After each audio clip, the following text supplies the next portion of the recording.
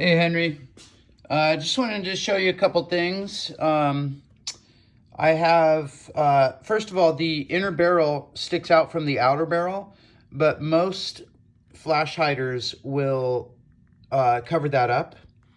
And if you are going to run a tracer unit, what you can do is I'm gonna send this suppressor with it too. It's empty inside. So like what I'll do is I'll just pull out the tracer unit. Usually most of them have like an outside casing. And sometimes I have to mod it a little bit, like wrap some tape around it or something, and I'll put it inside one of these, something like this. And that way you can run the tracer unit. What'll happen is if you stick the tracer unit right on there, the inner barrel will reach too long and the BBs won't trigger the sensor, which flashes the light. I fired this thing earlier and it is very, very accurate. Let's see. That's the mag it came with. Unfortunately, the smoke mag with the like fake bullets inside of it does not fit, which is a bummer because that's a really cool mag. So I have the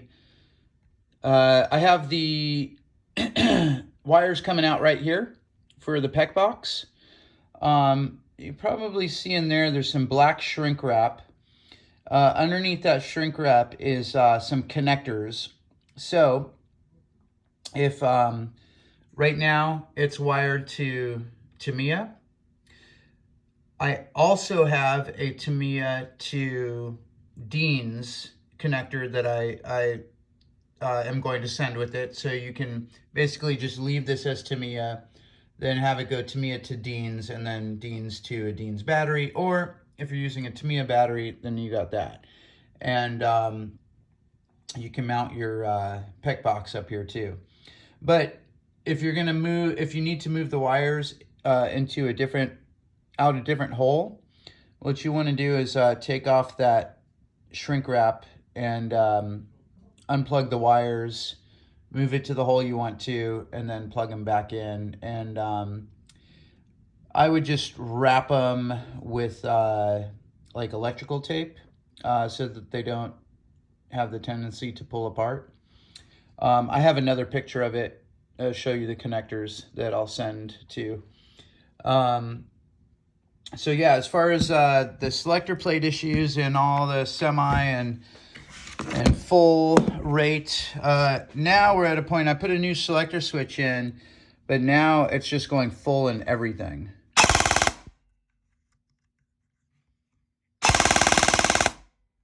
It sounds really good. Anytime you want to come in, pizza's ready and on your own time. All right, I'll be in literally in like a minute. We're gonna start. We're gonna go ahead and eat. Okay. It's sounding so nice. Oh, it's nice and crisp too. Yeah, everything is set up. I am just having a rough time getting it into safe and semi and then full auto like it's supposed to be. So, oh God, I don't want to take it apart again. But I'm going to take it apart one more time later on tonight or tomorrow morning and see if I can get this thing sussed out. I did the factory reset on it and that did not work. So I think it's a lighting issue. I put on a lighter colored selector plate, and I think it's just not reading it at all.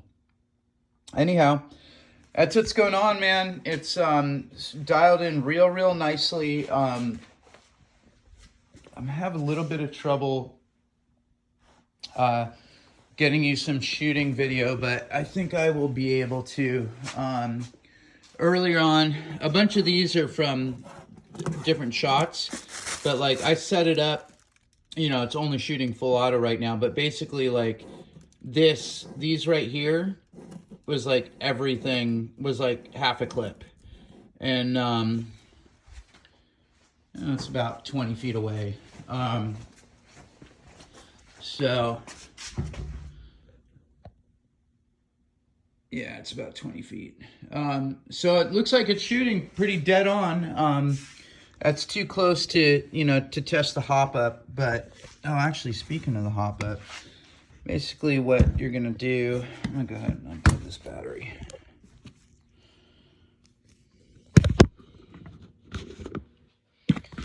So basically to access the hop up window, you're going to pull on the charging handle right here all the way back, and then that accesses the ZCI hop up, and you can, you know, spin it to add hop, I think, is down, less hop is up.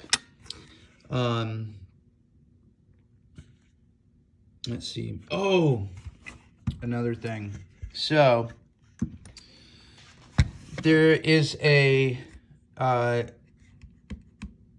on the real steel guns, they call it a bolt catch release right here, that it's like this little paddle that comes up there that basically triggers there's like this little switch that will allow this to move back into place. I mean, you still have the dust cover, so you know, you can always just close the dust cover.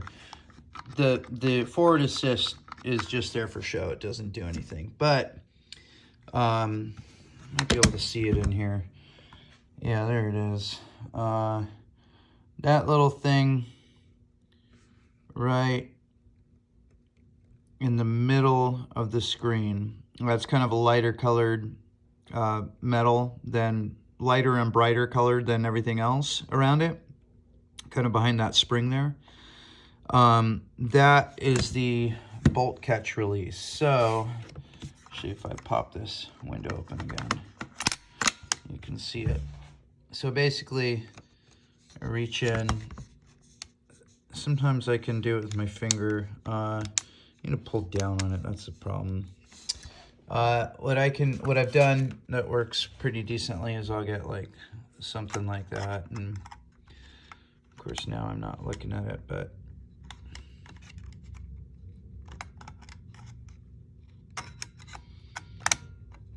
anyhow, let's see if I can get focused in on this. Yeah, here we go. Basically, that.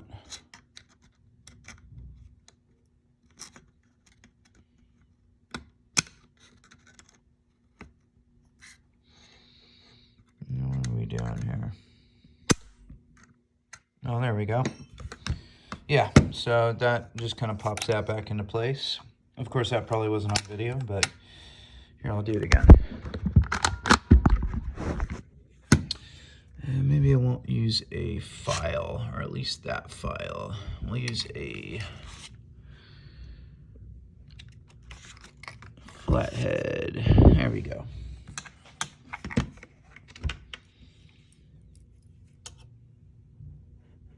Okay.